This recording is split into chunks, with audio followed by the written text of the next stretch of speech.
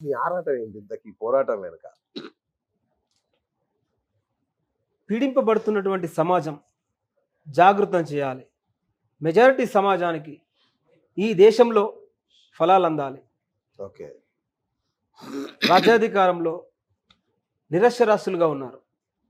గెలుపు కంటే 2% ఎక్కున్నటువంటి మెజారిటీ ప్రజలు రాజకీయ భిక్షకులుగానే మిగిలిపోతున్నారు. అంటే నాకు ఈ పదవి కావాలా, నాకు ఈ పదవి కావాలా, ఈ పోస్ట్ కావాలా అనేటువంటి పరిస్థితిలో పల్లె నుంచి పడితే ఢిల్లీ దాకా ఈ మెజారిటీ ప్రజలు రాజకీయంగా వెనుకబడ్డవారు, వంచింపబడతా ఉన్నారు.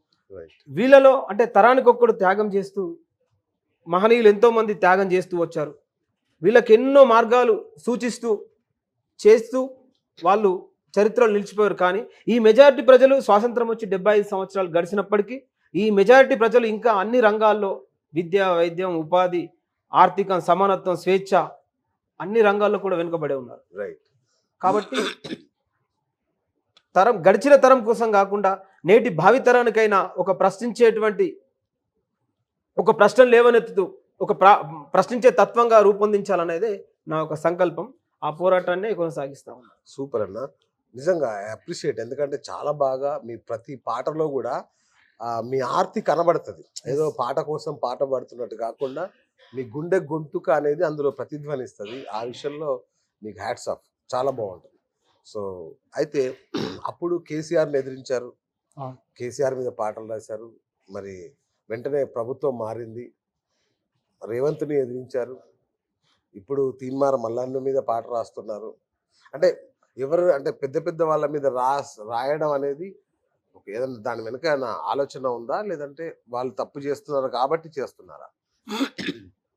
ఒక పక్క వాళ్ళ ఇప్పుడు ప్రతి ఒక్క పాట వెనుక వాళ్ళు చేసినటువంటి హామీలు కావచ్చు, వాళ్ళు చేసినటువంటి వైఫల్యాలు కావచ్చు, రైట్, వాళ్ళు ఇచ్చినటువంటి కానీ వాళ్ళు ఇప్పుడున్నటువంటి పరిస్థితుల వల్ల వాళ్ళు చేస్తున్నటువంటి హామీల ద్వారా, వాళ్ళు ఇచ్చినటువంటి మాట ద్వారా వాళ్ళ ప్రజాస్వామ్యానికి ముప్పు వాటిల్లుతుంది. కాబట్టి వాళ్ళని నేను పాటతో ప్రశ్నించగలిగాను.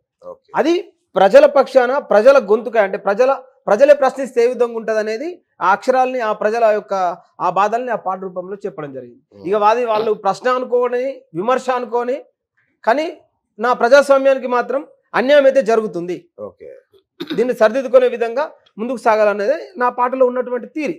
రైట్. సో వాళ్ళిద్దరు ఓకే.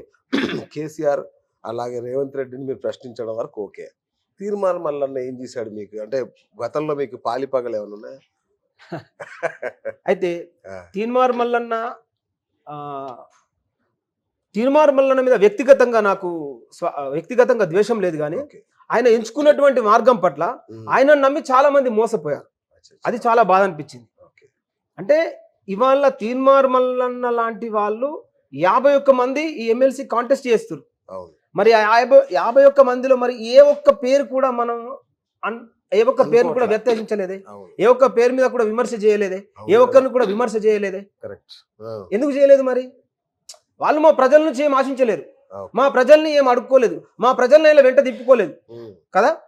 కానీ ఇవాళ తీన్మార్ మల్లన్న అలియా చింతపండు నవీన్ డాష్ ఇంకో పేరు ఉన్నది. కానీ ఇవాళ అతను ఫస్ట్ కాంగ్రెస్ పార్టీ నుంచి ఎమ్మెల్సీగా పోటీ చేశాడు. ఓడిపోయిన తర్వాత కాంగ్రెస్ పార్టీని గాడితో పోల్చాడు కదా. హమ్ జానా హై ఢిల్లీ, గోడా నహీ మిలా, గదా మిలా, ఇసే సవారీ కర్రా అన్నాడు. అంటే నేను గుర్రం ఎక్కాలని కూడా దొరకలేదు, గాడితో నడిపిస్తున్నా అన్నాడు. కాంగ్రెస్ పార్టీని గాడితో పోల్చింది. సో కాంగ్రెస్ పార్టీని గాడితో పోల్చినటువంటి ఆయనకి తర్వాత ఏమన్నాడు, కాంగ్రెస్ పార్టీలకు వెళ్ళి బయటకు వచ్చిన తర్వాత బహుజనవాదం అని చెప్పి బీసీలను, ఎస్టీలను అందరిని పోగు చేసి హుజూర్ నగర్ లో పోటీ చేసిండు. వీళ్ళందరి శ్రమను వాడుకున్నాడు. చెట్ల కింద బండ పెట్టిండు, సాలిసాలని భూమ పెట్టిండు, రాత్రి పగళ్ళు తిప్పిండు గ్రామాన. కానీ ఆ బిడ్డల్ని గాలికి వదిలేసిండు. కానీ ఈయన మాత్రం ఆ విలాసవంతమైన జీవితాన్ని అనుభవిస్తున్నాడు. దాని తర్వాత ఏమన్నాడు, 7200 అన్నాడు. దాని తర్వాత ఏమన్నాడు, ఆయన మాట్లాడే భాషనే నేను దాంట్లో రాశాను.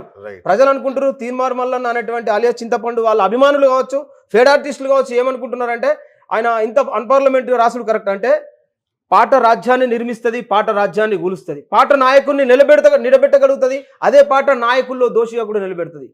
కాబట్టి ఆయన వాడినటువంటి పదాలని నేను రాశాను. 7200 అన్నాడు. అక్కడి నుంచి పోయిండు, మళ్ళీ బీజేపీ కండు వేసుకున్నాడు. బీజేపీకి వెళ్ళిపోయి వచ్చిండు. ఇవల్ల బీజేపీకి వెళ్ళబోయొచ్చిండు, మళ్ళీ కాంగ్రెస్ పార్టీని అప్పుడు అట్లా అన్నప్పుడు కాంగ్రెస్ పార్టీలో ప్రతి నాయకుడిని ఈయన అనని మాట ఉందా, తిట్టని మాట ఉందా? అవును. ఎవరిని అనలేడు చెప్పండి. అవును. రేవంత్ రెడ్డి గారిని కూడా ఇంత పొడు అంత పొడు అని చెప్పి అన్పార్లమెంటరీ మాట. ఉత్తమ్ కుమార్ రెడ్డి సార్ మీద ఎన్ని ఎలిగేషన్స్ పెట్టిండు, కాంగ్రెస్ కార్యకర్తలు ఏ విధంగా అవమానించిండు. ఆ కోమరెడ్డి రాజగోపాల్ రెడ్డి గారిని, కోమరెడ్డి వెంకరెడ్డి గారిని కానీ ఇంకా అనేకమైన కాంగ్రెస్ పార్టీలో ఉన్నటువంటి వాళ్ళని ఎవరిని ఈయన వదిలేసిండు చెప్పాలా Correct. కదా? అవును. అన్ని పార్టీలో ఉన్నటువంటి నువ్వు నిన్నే ఆదర్శంగా తీసుకున్నాం ఇవాళ. ఏమని? తప్పు చేస్తే ప్రజాక్షేత్రంలో ఎవరినైనా ప్రశ్నించేటువంటి హక్కు భారత రాజ్యాంగం కల్పించింది, ప్రజాస్వామ్యం కల్పించింది. ఇవాళ నువ్వు నా ప్రజల్ని నమ్మించి గొంతు కోసావు కాబట్టి ఇవాళ బహుజనవాదం అన్నావు. ఈ ప్రజల నుంచి డబ్బులు అడుక్కున్నాడు కదండి, అవును. చాయ్ పైసలు ఇవ్వని అడుక్కున్నాడు. ఇవాళ క్యూన్యూస్ అని పెట్టావు. క్యూన్యూస్ అనేది కూడా అప్పుడెప్పుడో ఒకే ఒక్కటి సినిమాలో ఆ శంకర్ గారు చేసినటువంటి క్రియేటివిటీ. ఓకే. ఆయన నేనే Q for question for Mallanna అని చెప్పి ఆయన క్రియేట్ చేసుకున్నాడు. ఓకే సరే, నువ్వు చేసుకుంటున్నావు, రైట్. అది నేను దాని గురించి పక్కన పెట్టు. తర్వాత ఏమన్నావు? చాయ్ పైసలు ఇవ్వన్నావు.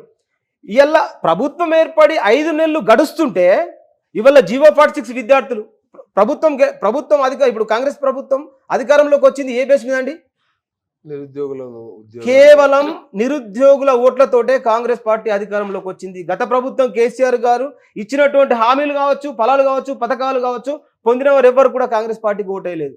కానీ ఇవాళ కేవలం నిరుద్యోగులకు ఏమని చెప్పారు? కాంగ్రెస్ పార్టీ అధికారంలోకి రాగానే జీవో 46 ఎత్తివేస్తాం, మీకు సరైన న్యాయం జరిపిస్తామని చెప్పారు. 100 రోజుల్లో అన్నారు. 100 రోజులు అయిపోయిన తర్వాత ఇప్పుడు ఏమైంది? 100 రోజులు అయిపోయిన తర్వాత 5 నెలల పొద్దు గడుస్తుంది కదా, మరి ప్రశ్నించే గొంతుకు ఎక్కడ ఉండాలా చెప్పండి సార్? ప్రశ్నించే గొంతుకు ఎక్కడ ఉండాలా? ప్రజల పక్షాల్లో ఉండాలనా, లేకపోతే అధికారం కోసం, రాజకీయ స్వలాభం కోసం, ఎవరో జోకడం కోసం మోచేతులు దాగెక్కడ ఉండాలా చెప్పండి, మీరు చెప్పండి. Correct correct. కాబట్టి ప్రజాస్వామ్యంలో ప్రశ్న అనేది నువ్వే లేవనెత్తావు కదా. నువ్వు అన్యాయం చేసినప్పుడు నిన్ను ప్రశ్నిస్తారు.